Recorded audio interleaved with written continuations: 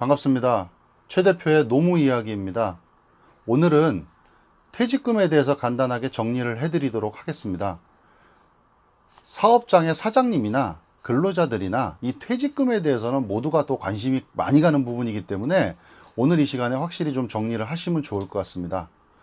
자, 퇴직금은 5인 이상 사업장이다. 우리 사업장이. 그렇다면 과거로부터 계속해서 퇴사하는 직원한테는 퇴직금을 주고 있었습니다. 그런데 4인 이하 사업장인 경우에는 좀 다릅니다. 4인 이하 사업장인 경우에는 2010년 12월 1일 요 전까지는 4인 이하 사업장은 퇴직금을 지급을 하지 않고 있었습니다. 그렇다면 2010년 12월 1일부터는 한 명이라도 근로자가 있는 모든 사업장은 퇴직금을 지급해 주게끔 바뀌었습니다. 대신에 2012년 12월 31일까지는 한 2년 정도 되는 기간 안에는 퇴직금을 50%만 지급을 해줄 수 있도록 그렇게 바뀐 것입니다. 그래서 4인 이하 사업장은 이 퇴직금 계산하실 때 이 점을 좀 유의하셔서 계산하시면 좋을 것 같고요. 그 다음에 퇴직금은 계산을 해서 줄 때 기준이 되는 임금이 있습니다. 임금은 크게 두 가지로 나눠지는데요. 통상임금과 평균임금으로 나누어지는데요.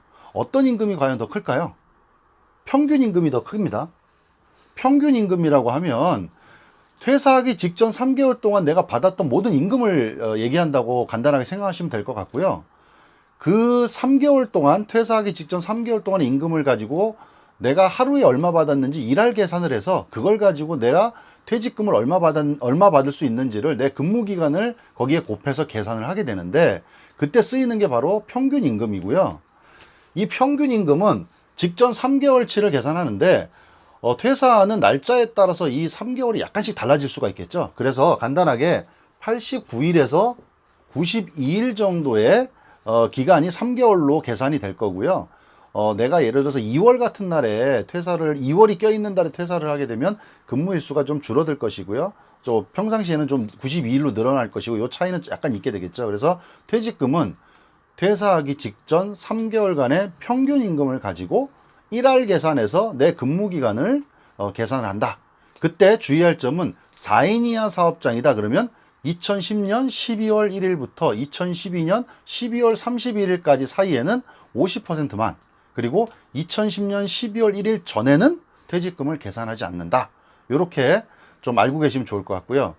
퇴직금을 계산할 때 우리 근로자나 사장님들께서 질문하시는 건데, 우리 직원이 혹은 내가 퇴사를 하려고 하는데 내가 퇴직금을 받을 수 있나요? 라고 질문하시게 되는데요. 그때 질문은 뭘 물어보는 거냐? 바로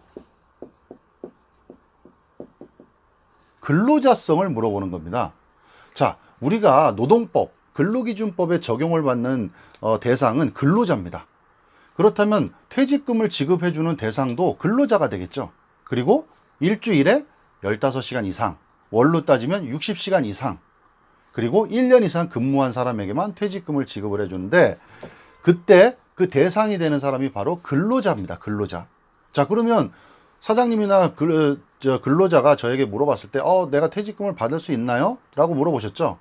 그때 제가 다시 여쭤보는 건, 그러면 근로자냐 아니냐를 판단해 볼 수 있도록 제가 여쭤봅니다. 과연 출근과 퇴근 시간이 정해져 있는지, 그리고 고정급여를 받는지, 사장님이 근로자를 지시나 감독을 하고 일을 지시하시는지 시키시는지, 이런 부분들을 몇 가지 여쭤보게 되면 그 사업장에 일하는 근로자들이 근로자냐 아니냐를 판단할 수가 있는데요. 그걸 바로 우리가 근로자성이라고 하고요. 이 근로자성에 해당이 되는 그런 근로자들에 대해서는 아까 말씀드린 그 조건에 해당이 되면 퇴직금을 지급을 해주게 되는 거죠. 그리고 또 하나 우리가 퇴직금에서 아셔야 될 부분은 퇴직금 중간정산이라는 게 지금 얘기가 많이 나오고 있는데, 퇴직금 중간정산은 2012년 7월 26일부터는 특별한 사유가 있는 경우 외에는, 몇 가지 사유가 별도로 있습니다. 그 사유가 있는 경우 외에는 퇴직금은 중간정산을 하지 못하도록 되어 있고요. 퇴직금을 중간정산을 억지로 하게 되면 퇴사할 때 퇴직금을 다시금 또 지급을 해줄 수 있는 사태가 발생할 수도 있기 때문에 사장님들께서는 특히 퇴직금 중간정산을 하지 않도록 조심하셔야 될 것 같고요. 근로자도 마찬가지로 그런 부분들은 신경을 쓰셔야 될 것 같습니다. 그리고 최근에 근로기준법이 좀 개정이 되면서 주 52시간 단축 근무가 지금 시행되고 있는데요. 이러한 경우에도 특별히 사유가 되게 되면 퇴직금을 중간 정산을 할 수 있는 경우로 지금 바뀌었습니다. 그래서 이 점도 좀 유의하셔서 살펴보시면 좋을 것 같습니다. 이 퇴직금 부분 사장님, 근로자 모두가 관심을 갖고 좀 잘 규정을 알고 계셔야 될 것 같고요. 오늘은 퇴직금에 대해서 간단하게 설명을 드렸습니다. 제 영상이 도움이 되셨으면 구독과 좋아요를 눌러주시기 바랍니다. 감사합니다.